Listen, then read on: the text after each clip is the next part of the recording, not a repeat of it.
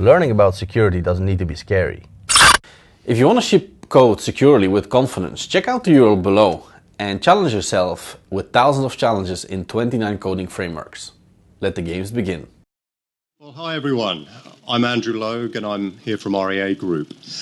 I'm joined by Nick Renatis from Casada, and we're here to talk to you about REA's journey to stop the bots.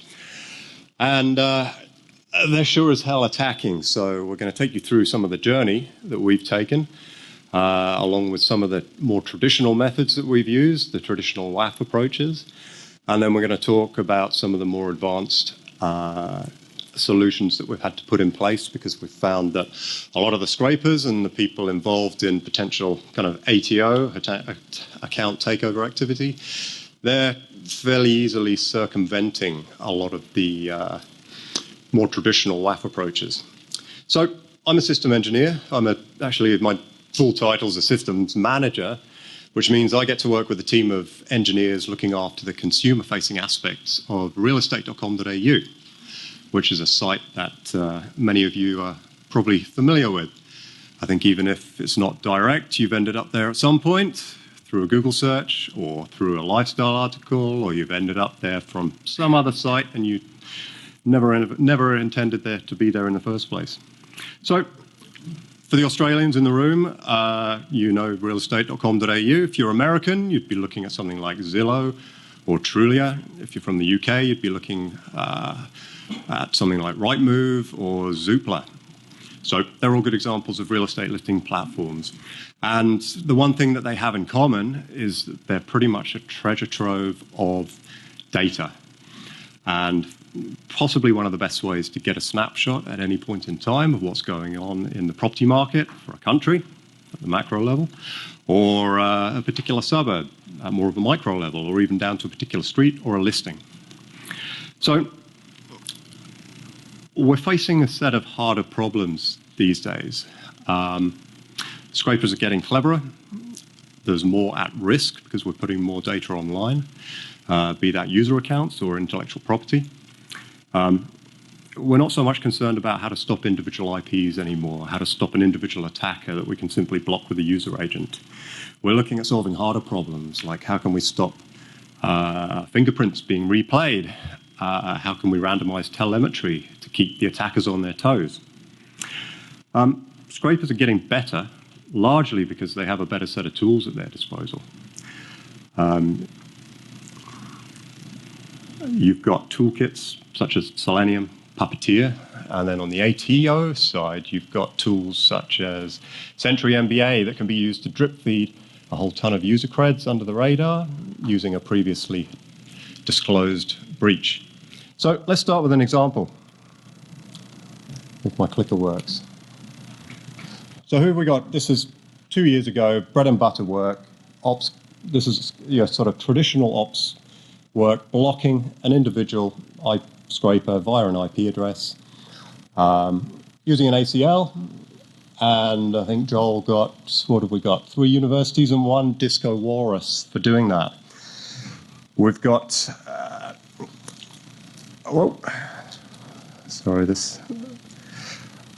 more often than not, though, nowadays, we're looking at a more sort of technical approach where scrapers are signing up for a more distributed solution. So who out there has used free software? And a lot of that's probably open source. Who's used free browser plugins? Who's used VPN plugins? Any free ones? Okay, that's good to see. So nowadays, anyone can download a free VPN plugin for their browser. You've got companies like HoloVPN. You download, you don't read the small print, and then suddenly you've become part of a very large residential IP botnet. You've got companies like Luminati, who are monetizing this, and they're providing a back-end portal so that people can play proxy requests through this IP residential network. And when you've got, if we go back to Joel's example, we're blocking a single scraper using a single IP address. They're probably using, they've probably got Python or something else in their user agent that is a great telltale sign. Something like this, you've got a residential network of over 35 million residential IPs. You've probably got tens of thousands of user agents. It becomes a little bit harder to play whack-a-mole in the same way that Joel did with just a single IP and a single user agent. So we're by no means a big player. This is a month's worth of page views. If you compare us to the big fish out there, we're very small, relatively speaking. But we can still bring something to the table. 8 million user accounts. How many of you out there are responsible for managing users? So a handful. How are you sleeping?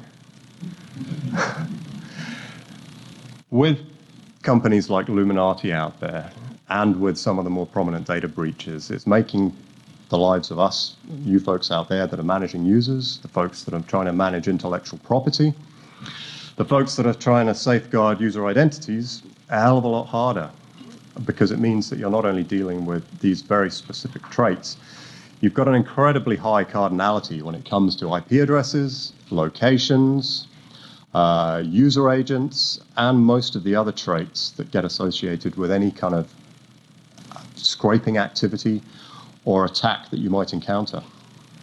So we have millions of people accessing our site every single day. And what are they coming to see? So they're coming to see things like this. So this is our staple. We're a listings provider. This is a listing in Eggs and Bacon Bay, which is a real suburb in Tasmania. And what are some of the things that people are after? Not only at the micro level, which is a single listing. We've got our property in Eggs and Bacon Bay. But also at the macro level. They're not just after this, they're after our aggregations, because that's where the actual, that's where the data science comes in. That's where the resale value comes from. So if you look at this listing, there's common properties to this listing that you'll find on any other listing. We've got a price, we've got an address, we've got a location, we've got some metadata. So we've got, you can just see it there, we've got 3 beds, 1 bath, 2 cars, and we got some acreage. And we tell people that it's a house. So on this page, we might also have some third-party data. So we might sign up to a third-party data supplier to get perhaps schools data, or some just additional value add, perhaps some suburb trends. But the problem with that is we're now not only safeguarding our own intellectual property, we're safeguarding somebody else's. And if you read the terms and conditions when you sign up to a third party, they're probably going to say, if you access our data feeds, you've got to make sure that nobody's going to scrape them. You're like, but we're going to put them on the public internet. So anyway, that's another hard problem. What are some of the typical things that people are after? They're not just after buy listings in Eggs and Bacon Bay. They're after any one of 250,000 buy listings that might happen to be on the site. 90,000 rental listings. 4.3 million sold listings. Well, let's go back. Any one of 15 million properties that are listed in our residential database. And that's almost every property in the whole of Australia, along with a valuation.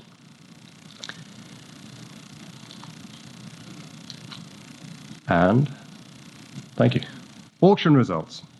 So, auction results listed weekly. It's a smaller number, but no less valuable. So, what does this come down to?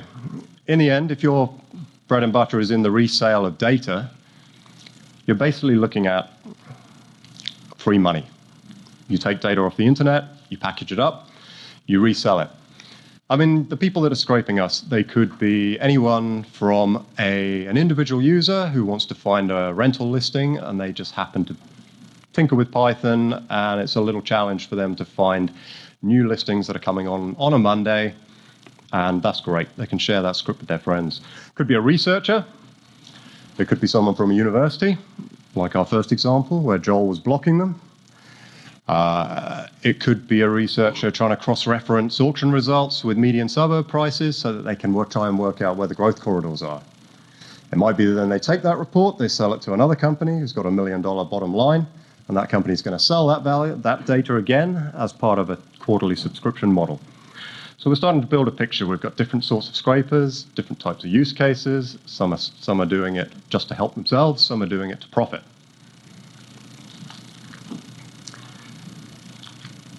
So, and do a quick GitHub search for scraping Australian real estate. And this is what you end up with. We got 8 examples here. 7 of them, we seem to be the preferred site. So that would possibly make for a good advertising campaign. Is anyone here from a similar site? Is anyone here from Domain? Because I have no doubt that we are both going through the exact same things.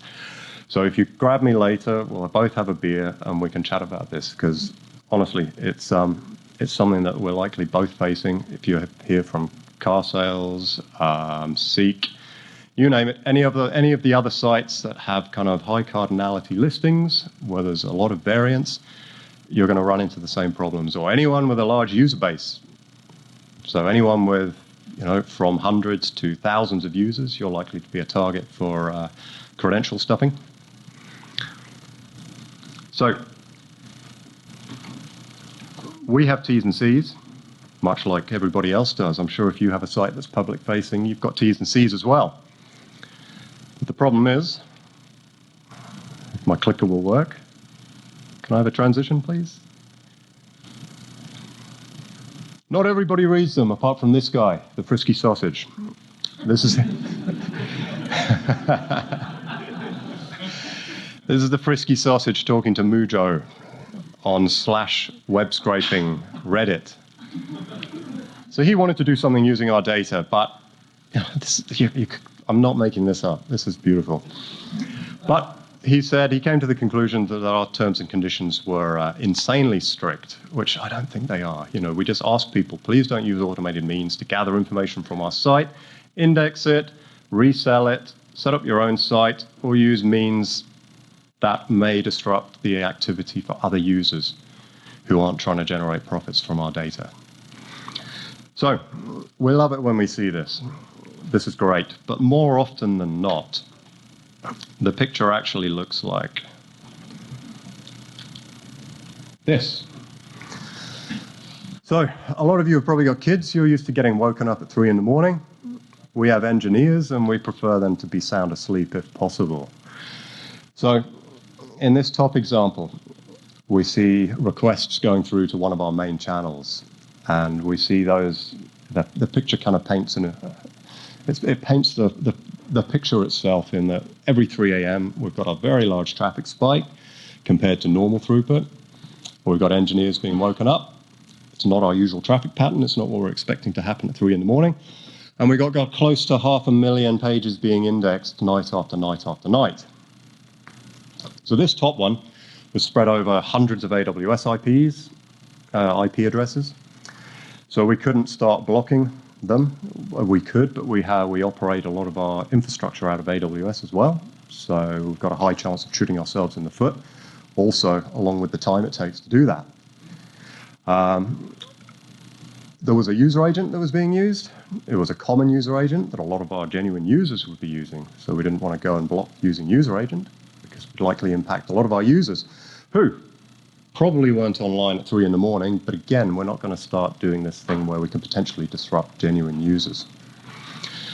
So that was a tricky one. The one in the bottom corner, that was a lot more kind of bread and butter going back to using the old means. We could use a more traditional WAF approach.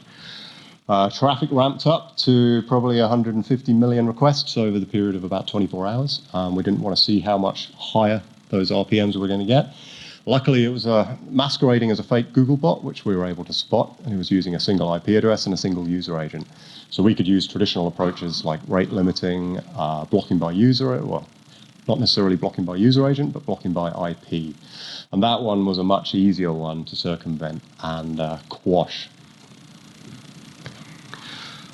One that we haven't detailed is probably one of the bigger ones and more distributed ones, which will paint an even better picture of what we're facing nowadays. So we had one which we called the Monster. It was a lower but much more sustained number of requests. So over time, it just blended in and made us kind of think that our base level of user traffic was a lot higher than it was. We had over 3,000 distinct IPs. We had over 10,000 distinct user agents, and it was spread across 72 different countries. And you're like, okay, where do we start? It's luckily they were only trying to scrape. This wasn't an ATO attempt, because that's the ramifications of that can be a lot greater. So we've talked about scraping. What's scarier than scraping? The scary credential stuffing slide. So this isn't what credential stuffing looks like. This is just kind of a very BuzzFeed background with the spooky security hand or the hacking hand, and the password dots that probably sound like the drrr as they're being typed. So credential stuffing actually looks like this. Not the actual action, but this is just any sign-in page, any login page from a large website that has a large user base. It's likely going undetected for a lot of people out there. Requests are drip-fed. It just looks like regular user traffic. It's highly distributed. It's coming from multiple different tens of thousands of UAs. It's coming from millions of IP addresses if you're using Illuminati proxy or many of the other offerings out there. We have thousands of people every day signing up to use our site. I mean, if you think about 4.5 million broadband subscriptions across Australia, you've got roughly, on average, over the past 5 years, you've got 100,000 people migrating to this country. They're all looking for houses to rent, houses to purchase. They're all signing up to our site. I mean, there's really only 3 things that you can't stop. That's death, taxes, and users signing up. We've recently migrated all of our users over from a traditional database to Cognito. And it's like changing freaking wheels on one of those land speed vehicles whilst they're trying to break the land speed record. You know, you don't just get to pause users signing up to your site. I mean, you can, but you got to speak to product about that. And it's not going to be you know what they're going to say. So you've got the Privacy Act of 1988. I don't think when that was written, they were sort of envisaging what would be happening in this day and age. The fines have also increased. It's gone from 2 million for a breach of a high severity up to 10 million, or 10% of your annual domestic turnover, whichever is the greatest.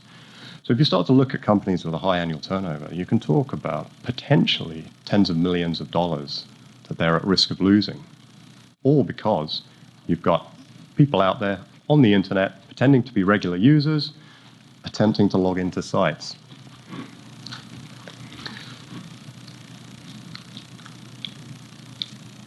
So we've got around, I mean, according to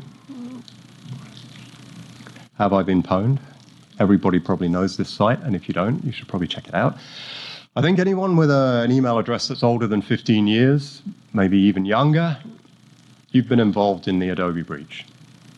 It's pretty much guaranteed. Everybody that was using the internet and had an email address, you were signing up to get things like Adobe Reader, Adobe Flash.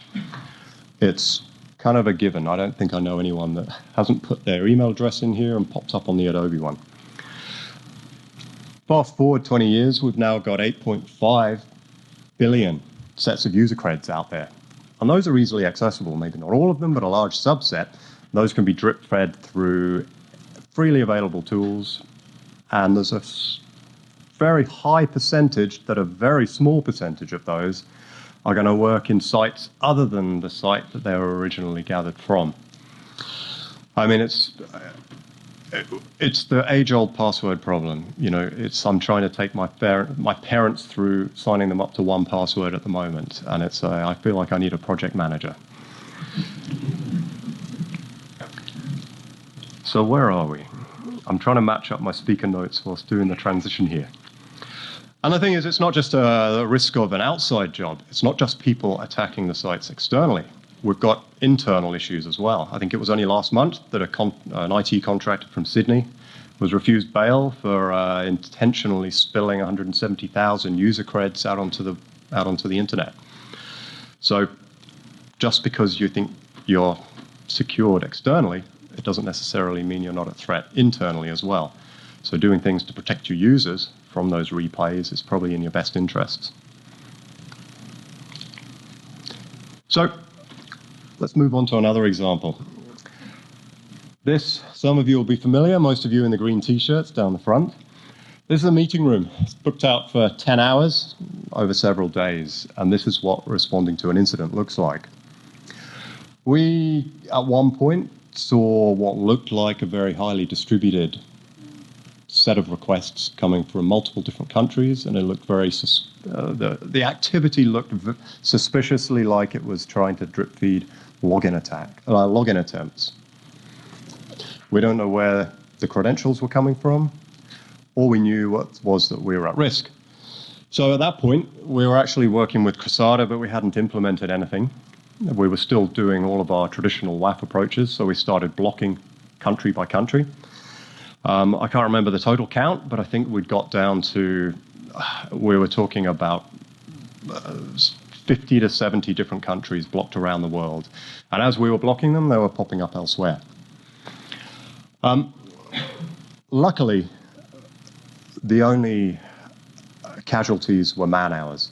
So despite kind of what seemed like quite a grave attack at the time, the damage was really mitigated to probably about 100 grand's worth of engineering time.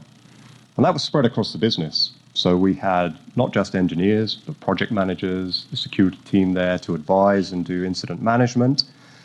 But in terms of the opportunity cost, we'd rather spend that money elsewhere. So what are some of the approaches that we used to use? Well, rate limiting, blocking by IP address, client reputation. I mean, that may be something that's available to you if you're using a large kind of WAF provider, in that if they see attacks going on in a particular IP address range, they can block it for you as well. We can geo-block, as we did with that particular attack. And then lastly, we can use traditional WAF rules. So that might be you putting in particular strings based on user agent. It could be you trying to mitigate against some of the strings that might be used in a SQL injection attack. It could be anything. The WAF rules are a pretty open slate, but most of them have to be predetermined. And that's where the problem lies. Let me get back to the...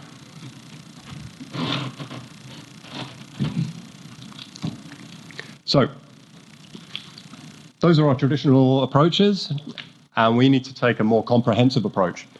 So, the things that we need to look at now is, like I mentioned earlier, how to stop fingerprints from being replayed, how to randomize telemetry. How can we put something in place so that we're not having to pre-predict all of the things that might occur or happen to us? And that's where something like Casada Polyform comes in. So, in the event of that, what we thought might be a credential stuffing attack, we actually fast-tracked our POC. So we were already having a proof of concept. We were already testing it. We fast-tracked it into production, and it instantly stopped all of the attempts that we were seeing pop up. And there's probably a good reason it's doing that. It's because none of those attempts could actually execute JavaScript. So rather than using some of the capture approaches, we can't put a capture in front of every property. It's not going to be a product option. We have to try and put something else in place that can discern whether somebody is trying to use a browser or they're trying to automate access. So upon switching this one on, you can see our 3 a.m. bot going over 2 days. And when we activated Polyform, we're actually seeing human traffic reverting back to what we think human traffic should look like, which is great. Our engineers aren't woken up anymore. We actually knocked out 43% of all the requests that were hitting our origin for that particular channel. And we haven't set this up across all of realestate.com.au. We've targeted specific channels with the intention of increasing that scope, but 43% of all the traffic was knocked out. And that didn't skew our audience metrics either, because I think it was a fraction of a percent of those bots were able to execute JavaScript. So if you're using metrics like Nielsen or Omniture, there's a high degree of you not being at risk from that. Because largely, we're seeing that all of the scripts that get used are fairly rudimentary. We were getting scraped by Google Docs, Google Sheets, PHP, PowerShell, and we didn't know about any of this until we turned this device on. One attempt was, like I said before, 72 countries, 3,000 IPs, and approximately 10,000 randomized user agents.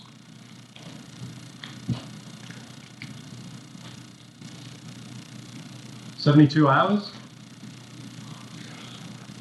It goes with the theme of this talk. We decided to do a bit of a Metallica theme with the Master of Puppets, so it's only fitting that the first 72 hours we saw 666,000 bad bots blocked by Casada. Yeah, you know what I'm talking about. So, I hope this kind of gives you a little bit of an impression as to what is going on out there. We knew a lot of things were going on, but it really wasn't until we actually turned on the device that we saw the gravity of it. We certainly didn't realize that we were going to be blocking 43% of all the requests to one of our channels. So, without further ado, I'm going to hand you over to Nick, and he's going to showcase some of the bots. You'd think it was only fitting that some of the people who are actually paid for a living to block these things would know a thing or two about writing them.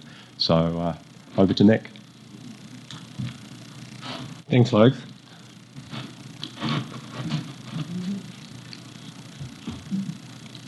Can I get a...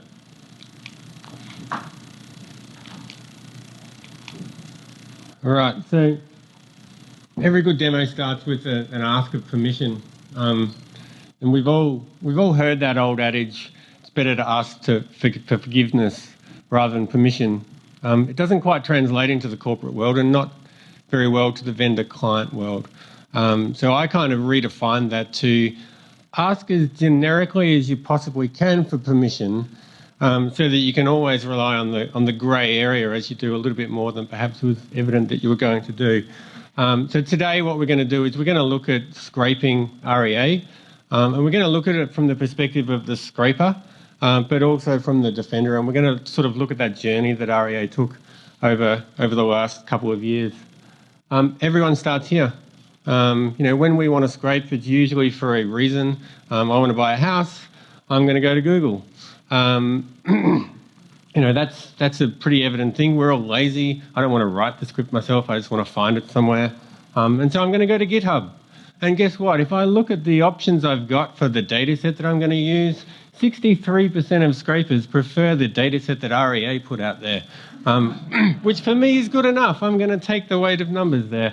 So I'm going to start looking at, what options they actually have. And it's an absolute smorgasbord. It doesn't matter what skill set you have or what language presence you have. There's something for everyone here. And so I kind of have a bit of a preference for JavaScript. It's easy and I'm not that smart. So I'm going to go and have a look at those 9. And I'm going to actually send... All right, down here. This has cost me $0 so far. And if I was really efficient, I could probably do it in 5 minutes. Can I get a transition? Here we go. And this is me, scraping REA. Now, fortunately, Casada's in the front, so it didn't actually hit the origin. As I said at the very start of this demo, no application was harmed in the building of this demo. But the thing that you can see from the defender's view is that's pretty obvious, right? If you look at a dashboard, you're going to spot that. And that's a problem for me as a bot, as a scraper, because I'm going to be obvious and I'm going to be very... it's going to be very obvious what I'm doing. And so it gives REA the opportunity, like with the university example, where they're able to neutralise me just by blocking the IP. Can I get another transition, please? Okay, difficulty to detect, very low. Cost to defend, pretty low as well. Okay, so Logue's talked a little bit about Illuminati and the proxy network. So in order to get around that IP blocking, I'm going to go and recruit some sort of a service that I can get. I could do this for free, but let's not muck around here. Let's go to the creme de la creme. So this Illuminati proxy networks allows me to access IP addresses that are located within Australia. And so the benefit of doing that is that it's very unlikely that Craig or any of his team are going to block a residential IP or an IP from the Telstra mobile network. So again, this could cost me $0 if I go for a free option, or it could cost me maybe up to $500. You know, if you look at the effort involved, we went through this process, we signed up, it took about 2 hours. We had to go and do a conference call with a team of people in Israel. And the idea here is we're able to kind of move our bot and make it much more difficult for the REA team or anyone to defend. And so what I've gone from is the same script sitting on the same machine, which was previously going through one IP address, is now going through 7,063. Now, Logue, what I'll do is get you to flip across to the browser on the other window, and we'll look at bot 1. There we go. So this is, if you go to bot 1, yep, you can see here. So in the last, these bots are live, we're running them. You can see in the last 24 hours, we've sent 27,000 requests. You can see one IP address, one user agent, and you can see the rate limit here. This is really simple. Logue, if you move to bot 2 for me, this is significantly more difficult for the REA team to battle. So same number of requests from bot 2, but I'm now sending them through 11,226 IPs. You could try and whack-a-mole that. You could have a team of people 24/7 to do that. But if you look at the rate limit of the IP address at the bottom, the maximum number of requests each IP address is sent there was 2 in that window of time. So, Logue, if I could go back to the presentation, please. So we're here, okay, but I'm still giving a signal to the REA team. Like, I'm still, as a scraper, I'm giving them an opportunity to discover what I'm doing because I'm using a static user agent. So let's solve that and let's think about, well, how difficult is that to actually do? Here's a team, a visualization of the REA team actually trying to whack my bot. That's an endless game. It's also a very expensive game, right? So security engineers are not cheap. In fact, they're a limited resource in our country, and the cost per hour of having a security engineer play this game would be incredible, and it's not sustainable for any business. So here's my script. I need to solve the problem. I need to make it even harder for the REA team to spot what I'm doing. This is another free script. This one allows me to rotate the user agent. So now I've basically taken my same bot that I was running before, and I'm now distributing that through 672. So we'll flick back and have a look at live view of that bot, Logues. We'll look at bot 3 this time. Now I'm looking for the other window. Yep. And bot 3. Up the top.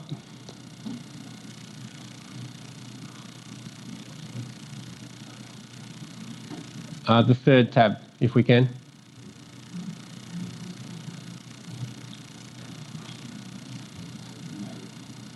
There we go. So similar scenario here.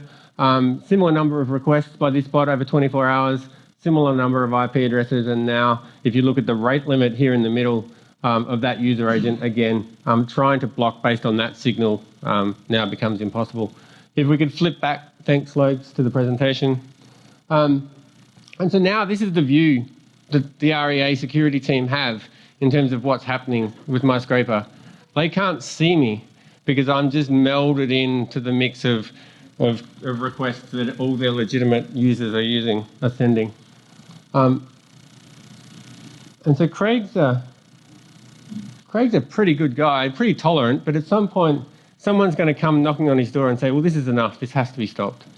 And we've exhausted all of the tools that the REA team had at their disposal. We can't use IP rate limiting, we can't use IP blocking, we can't use WAF rules, we can't use client reputation because these are coming from laptops and mobile phones of users.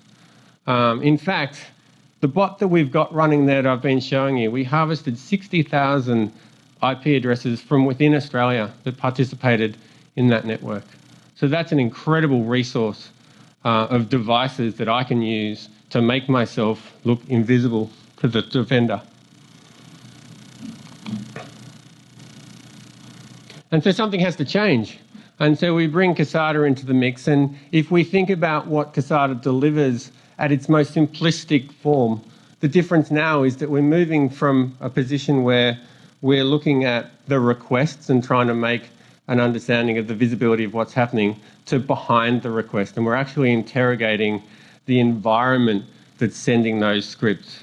And we're actually making a policy that sits in front of these parts of the websites that says, if you would like to access the content that sits on this site, if you would like to submit a credential to log in, then the minimum requirement is that you're coming from a browser and that browser is not automated. And that's a significantly different outcome in terms of changing the economics of defending the website. You've now taken a situation where it's very cheap and easy and fast to attack the website, and you've flipped it so that it becomes very difficult, very expensive, and ultimately very time-consuming in terms of doing it. And so this is what happens to the bot. Maybe you've had that Python script that's been scraping the REA website for the last 2 years every week, and you're relying on that information to build some sort of a business model. Well, guess what? The minute that we turned this on, that Python script stopped. And so the first thing you're going to do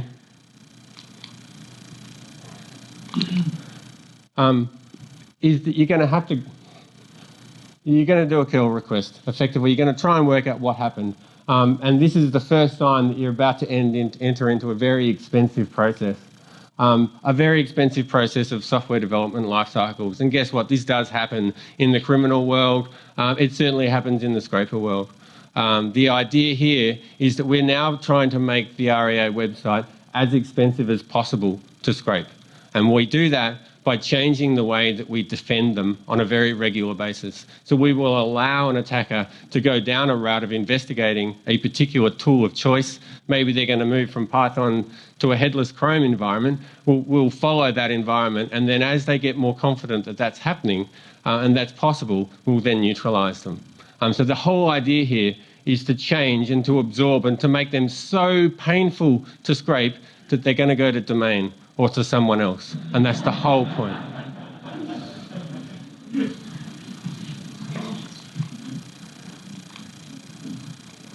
I think we're ready to go to the video, Logues. On the next window. Right, so here this is me. This is a demo that I've done where I've written a whole bunch of scripts. This is a website. We didn't attack REA in this case. This is the portal. What we're actually seeing here is we've got the Casada module into monitor mode. The reason there is we're emulating what it looks like before we turn Casada on. Very simple node script. I'm just trying to access the page. You can see here, I'll send that request. And as expected, I'm getting 200 responses. My script is working. That's fantastic. I'll leave that running. I'll come back next week and check it, and it's still working. Now, what we're going to do now is we're going to change the game. We're going to turn Casada on. This is replicating the moment that REA turned us on. So we literally go in here. We click protect. This is instant config, by the way. We don't have to wait for the config to be propagated. And the very next request that we send fails with the 400 error. So that's interesting. As a bot operator, I'm going to go back and have a look. I'm going to look at the body of the response. And what I'm going to see here is that the body, I'm actually looking at scripts that are being returned. So rather than the contents of the website, we've responded with scripts that execute in the browser. I have to retool. So I'm going to go away and I'm going to think about what I'm going to do, and I'm going to build a Puppeteer script. Or maybe I'll just steal someone else's. But the idea there is that now I'm using a bot that has the ability to execute JavaScript. So I'm going to drive Chromium, and my script is going to pop up my window, and I'm going to now do exactly the same request. But that request fails as well. And you can see there that the script's executed and there was a post request, and the response to that was the same thing. I'm still responding back with scripts. I'm not allowing access to the website. So I go back again and I think, right, I've got to do some more research on what I can do with Puppeteer, and maybe I'm going to spend a couple of days or weeks or however long it's going to take me to actually identify, I think I know how I'm going to get through this interrogation process. And so I'm going to build my next script. And I push that one through. And, I'm crossing my fingers, and it works. I've got access to the site, and that's fantastic. I pop the champagne, I put the script away, and I come back to it next week. And I think that I've done it. And so the problem that I've just built for myself is that I've just exposed an environment to the defender that executes JavaScript. That gives the defender an incredible capability to change the way that that page behaves in the browser that you launch. So in this instance, this is exactly the same script, but we've now responded back with a pop-up box that says that you've been a very naughty robot. And rather than allow you access to the page that you requested, we've actually sent you somewhere else. Now, I've done this for fun for a demonstration, but if you think about this in the context of defending a website, in the context of real live attacks, the possibilities to the defender here are limitless. I could instruct the browser to solve a puzzle. I could make that puzzle super hard, and so there all of a sudden you've got no memory left in your bot. I could instruct the browser to download an incredibly large file and just blow that part of it up. I could consume the CPU. I could send you to the wrong information. I could change things on the fly so that it's totally unreliable to you. And I've neutralized the output of your bot, but you still probably think that it's working, because the thing about this is that we're actually delivering back to the user the response 200 OK, which will not trigger to them that anything's happening. So we're elongating the process, we're frustrating the process, and again, we're driving this person towards making that decision to stop attacking REA and to move to somewhere else. And if you then think about this in the context of credential abuse, Logue, I'll go back to the last two slides on the deck. Think about this in the context of credential abuse and logins. This all of a sudden takes an example which is fun from here, and an example of defending against scraping. And we've just created an endless loop. And the whole goal of changing the game of the economics of attacking this particular part of the website is to get the person that's writing the scripts to make one final statement in the battle for victory, to give up. And that's the goal. And if you think about that in the context of the way it changes how you defend a website, it's significantly different. It puts the power back into the hands of the defender, and it makes the process of attacking or taking content or automating logins, it makes that process so much more difficult. And the whole goal is to make them look somewhere else and to take that problem off your list. So that's it. So, Logue, if you want to come back up. We've got some T-shirts here. So first dibs on the T-shirts are for people who ask questions. So, there's one at the back. Very good. Yeah, so I'm not quite sure. How are you at that point, sorry, in that last section, like if they're automating a browser to make the request and things like that, how do you tell still that they're a robot? I didn't quite get exactly how you know that they're a robot. Is it because they just made another request and they changed it and you track their IP, or like something else? Or look, the high-level answer there, it's the secret sauce, but effectively we're able to capture an incredible amount of telemetry from the environment that sends the request. And if you think about that demo, if you think about the difference between I was driving Chromium with Puppeteer versus someone else on the same machine using Chrome, there is a range of different characteristics that we're able to detect, and that's a huge part of the R&D that we do, is allowing us the ability to use those scripts to make that difference. And it's a constant feedback loop between the client environment and us as we build confidence and we understand the difference in the profile. Are there like little things you use, like, you know, Nmap timing and things like that, or is it like more towards the browser agent, or like? Well, I mean, the issue with a lot of that stuff, you've basically got to put aside everything that's spoofable. And you've got to look at the actual environment that's running. And so, you know, high level, we might throw an error, a very specific error at the browser and look at the way it responds. And that might be a difference. You know, and there are literally hundreds of those differences that we've uncovered through R&D. Okay. I kind of get it. But when you say environment, that could be like, for example, other examples, what might be an environment type thing? Runtime engine JavaScript executes in. And you send a JavaScript thing to check that, or? We're executing scripts in the browser. So, you know, that allows us a huge ability to interrogate. We can pull back telemetry from that machine. Yeah, as the approaches are getting more advanced, you're not just looking at a script, you're looking at a browser. So the attacker's essentially running a browser that can execute JS. So provided you're in between the attacker and the origin, you can send that browser whatever you like. Yeah, but is there a chance you might send a valid user like some complicated thing that makes their computer slow down, or? No, because what we're doing, we're delivering highly targeted scripts that will only trigger under certain circumstances. And if you think about browser profiling or browser baselining, you know, we've got a really good idea of what a proper browser looks like. You know, I could tell you exactly what, you know, Chrome 77 dot whatever, what that looks like. And, you know, if it deviates from that, then that's one of many signals that we would use. Okay. There's someone there, sorry. Can I jump in?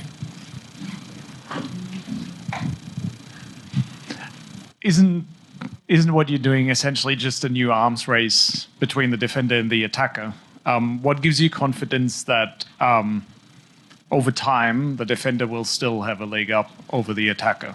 Like, use as an example for that same type of arms race, search engine optimization. Google's constantly changing algorithms, and then there's thousands of companies that try to beat the algorithms. What gives you the confidence that you can stay ahead of the attacker? Well, I can't speak for Casada.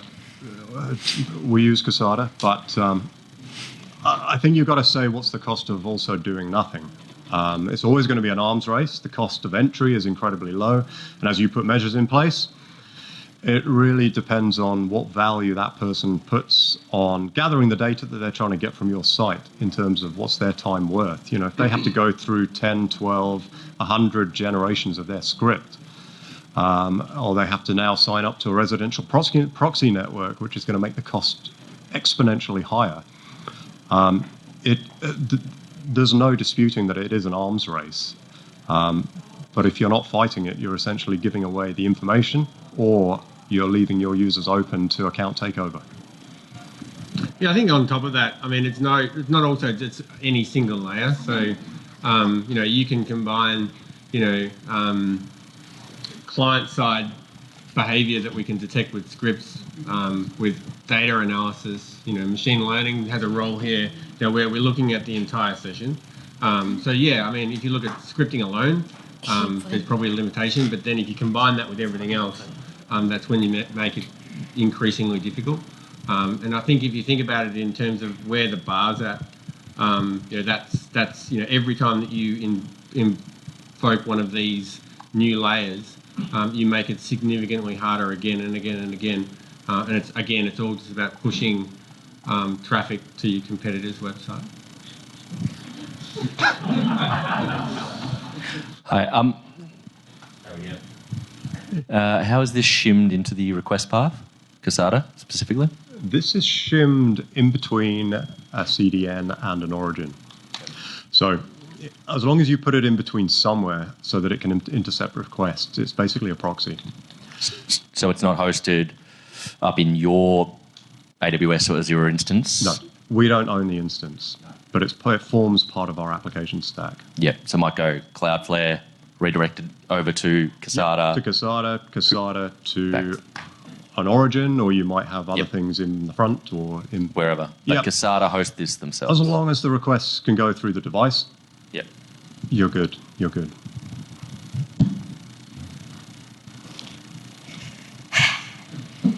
I'm doing whatever I feel first person. Sorry, I'm being really mean. How much engineering was required to set that up at REA? Like, is this just sort of like a simple proxy that you push stuff through, or did you have to re-engineer to hook this up? There's probably not one easy answer to that. We engaged Casada it was probably 18 months ago when we first started our journey. And we've sort of come along as Casada have come along, and it's been nice actually having a startup that we can work with and provide feedback. So we've kind of said, well, look, we're in this for the long haul, and we're quite happy to work with Casada, who have a product that's ever evolving. So integrations are much easier now than they would have been 18 months ago. And it is essentially a device that you can drop in to your stack and switch it on. But there are certain things that you need to consider as to, say, if you're using a CDN, where are you sending path-based requests to, what the headers potentially look like. It's the best way I can describe it is that it's a product that's evolving and it's making integration easier as the next version comes along. But at the beginning, the engineering effort was 18 months ago. It was probably high because we didn't want to shoot ourselves in the foot, so we stepped pretty kind of tentatively. You know, when you think about some of our main channels, we're a large site. Agents expect things to be online 24/7, so we didn't want to have any kind of accidents. But nowadays, we've got Casada running on one of our key channels, and we sleep quite happily at night knowing that we can switch the device on and off whenever, or should we ever need to. So with the credential piece, we often get called in the hour of need. And our world record so far is a 2-hour implementation. And most of that was the humans getting in the way of the tech. Ultimately, it sits as a proxy. You send traffic to us. As long as we've got the back-end connectivity to your origin sorted, then, effectively it's a very simple change. It's not always organisationally simple to make that change, but at the tech layer, it is pretty simple. Yeah, I think it really depends on what does your infrastructure look like. We use a CDN, we use path-based routing, we kind of have a Swiss Army knife of a CDN that we use for all sorts of things, which might complicate things. Whereas if you've got a fairly basic setup, it can be just plug and play. Hi, are you having to do a lot of research on real estate traffic to improve the fingerprinting that Casada's doing? No, this is very agnostic when it comes to the actual type of site. We're not doing anything along those lines. It's all looking at generic traits. I think if we had to kind of continually evolve our research in order to make a product like Casada work, that would probably be seen as quite a kind of like a downside. And for Casada, having to re-engineer their product based on industry, I think that would also incur a huge cost. Yeah, totally. I mean, our goal is to make our job as simple as possible, and the model for customers is, you turn it on or you turn it off. You compare that to your WAF operational model where you've got 300 different rules and you need to work out whether you turn them on or off. Very different. I mean, we know our traffic profiles. We know that we don't have 150,000 people looking at listings at 3 a.m. And I don't think that's ever going to change. But it's not something that we factor into our actual kind of Casada rule set. The Casada rule set's not something that we actually think about at REA at all. We just see it as very much like a black box that we have access to. We can set up the bits that we need, and we can switch it on and off. So if we want it to work as a transparent proxy, we can. If we want to get a kind of an inkling of what's going on, kind of out in the dark woods, we can have it in monitor mode. And then if we're happy that we want to actually switch it on in anger, we can then turn it to protect. And that's just, like that.